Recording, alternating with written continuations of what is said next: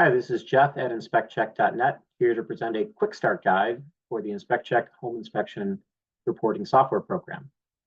In this video, we're going to take a look at how to log into InspectCheck and update your company and personal information, start a home inspection report for a client, which involves creating and editing the inspection contract, as well as collecting inspection data. We're going to look at this on both a mobile and PC report editor, and finally talk about how to finalize and disseminate your inspection report. So with that background, let's jump right in. First step in this process is for you to navigate to InspectCheck.net. And when you do, click on the InspectCheck login button up here in the upper right. That's going to take you to a login screen where you're going to enter your email and password. Simply hit login. If you don't have an account, you can create a 30-day trial by clicking on Create Account. That'll take about 5 or 6 minutes, and then you can come back and continue this video as we're discussing here. In addition, if you forgot your password, please click on Forgot Password. If you're running into additional issues, feel free to reach out to us at support@inspectcheck.net. Once you've logged in, you're going to see a screen that looks more or less like this. This is going to be the inspection dashboard. And the first time you log in, there are going to be a number of pinned messages right here. While I do encourage you to take a look at those down the line, just hit the triangle here in the upper right, and we're going to move those out of the way. Your main dashboard view is going to have a toolbar at the top. It's going to give you access to manipulate reports, clients, agents, and we're going to focus here first on your company settings and details. In addition, on this main page, you'll see icons for common tools, as well as a listing of reports in progress posted at the bottom of the page. So to get started here, I want you to click on Company Settings. And doing so, take a few minutes to enter information such as your company name, URL, address, and so on. If you choose, you can also enter a company logo. This information is all going to be particularly important for orienting the design of your final report that you'll submit to clients. After you've done that, go ahead and hit Save, and you can move on to updating the account details. And here you're going to put in your first, last name. Many of these fields may be updated from when you signed up for the account, but in addition, you'll enter your license number if that's appropriate for you. Go ahead and hit Save, and then we're going to head back to the main dashboard for InspectCheck, and you can do that by clicking up here on Dashboard. Okay, now that you're back on the dashboard, we are going to start very simply in this video by going through the process of creating a report. If you're looking for a more detailed, more thorough overview of how the InspectCheck software is designed, I'm going to encourage you to take a look at our subsequent videos in this series, which highlight all of these steps, but in more detail. So for this point here, we're going to click on New Report, and we're going to enter the name of report. So I'm going to call this Test 3. We're then going to go through and choose an inspection date. And I'm going to go ahead and choose March 20th in this example. Next step is to choose a description or explanation of condition template. So we provide you with a default explanation of condition template here. So the language that you can use to describe the different systems that you evaluate in a house, as well as the condition of those systems. But if you like, you can create your own templates. You'll see here that I have one created for garage, one created for a commercial property. For this example, we're just going to stick with the default template.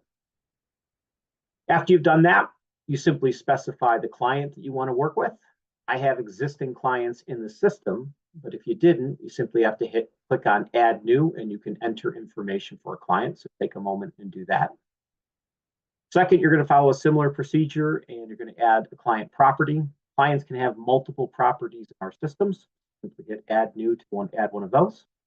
And you have the option of adding in adding in an agent associated with the report that you're working on. You can click Add New if you choose to do that. At the end here, you'll see there is the option to modify the inspector associated with this particular report. That is something that is relevant to multi-inspector companies. So if you're a sole proprietor, it's just going to list you as the primary inspector. At this point, you can click Save and Close or Save and Continue. If you're planning on working on this report right now, as we'll do in a second, you're going to click Save and Continue. If you're planning on using this report in the future, but perhaps you're sitting back at your office creating the report and want to work with it later, you're going to choose Save and Close, and then you can reopen it at a later point. So at this moment, let's click Save and Continue. And this brings up the InspectCheck editor. First tab that we're going to see listed here, and you're going to notice a series of tabs across the top that highlight the progression through which you would go through an inspection. And certainly you can jump around if you have a different order, but you're going to specify the contract. See that there's the option to use the standard InspectCheck agreement, a customized version of that. You can add your own custom agreement as well, or simply choose to no agreement. And without going into too much detail on this, you can see that there's the ability to add additional services at the top of this report, the ability to upload a PDF, and to acquire the client's signature listed down here at the bottom. After you've managed the contract, we would start moving through the different tabs in our system. And I'm going to start here by talking about roof system to give you an idea of how all of these tabs are structured. In general, we have the different categories across the top. For roof system, we have subcategories we're going to look at, such as roof covering, roof structure, chimney type, and so on. And each of these different subcategories has descriptions of systems listed up here at the top. So, for example, type of roof covering, style of roof, how it was viewed. And then listed down here at the bottom are going to be tabs showing the conditions of the system that you're looking at. So what is the condition of the roof? And you'll note that there's three general categories for this. One identifies conditions that simply require routine maintenance or minor repair, conditions that require some repair and close monitoring, and in more serious scenarios, conditions that require necessary repair and further evaluation by a professional. And in the notes, you'll see that we describe these as being green conditions, yellow conditions, and red conditions based on their level of importance or the degree to which they have to be dealt with immediately. As you move through a report, the process is pretty simple. You identify the roof covering. You may click on asphalt. You'll see that the description pops up here, which you have the ability to edit if you choose. And keep in mind, you can also create your own templates apart from the default that's stored here. As you move through each section, you're going to hit Mark Section Complete. What that's going to do is guarantee two things. First of all, that you can't go back and accidentally edit that section once it's done. And then you'll also notice that for each of the components that you're required to collect, you'll see these numbers listed over here on the side and the numbers up top. These are all going to guarantee as you finish a given section, you'll notice that the number is going to decrease here so that you finish all the subsections associated with the category and ultimately all the categories in your overall inspection. So this guarantees that you finished everything before you go to finalize the report.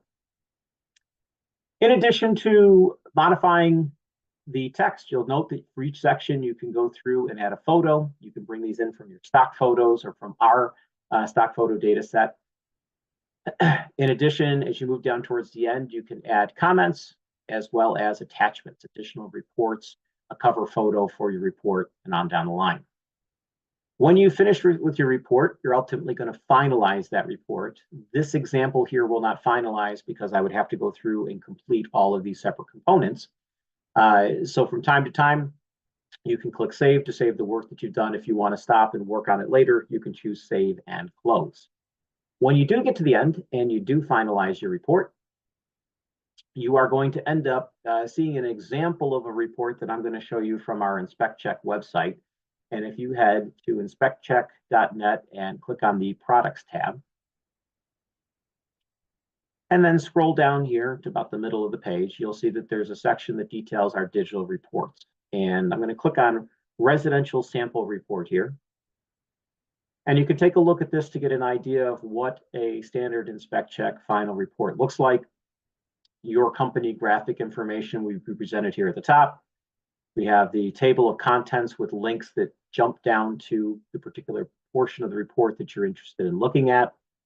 All clients are provided with the contract that can be embedded directly into the contract, as well as an overview that describes to your client what is contained in the inspection report, as well as the limits and benefits of conducting a home inspection.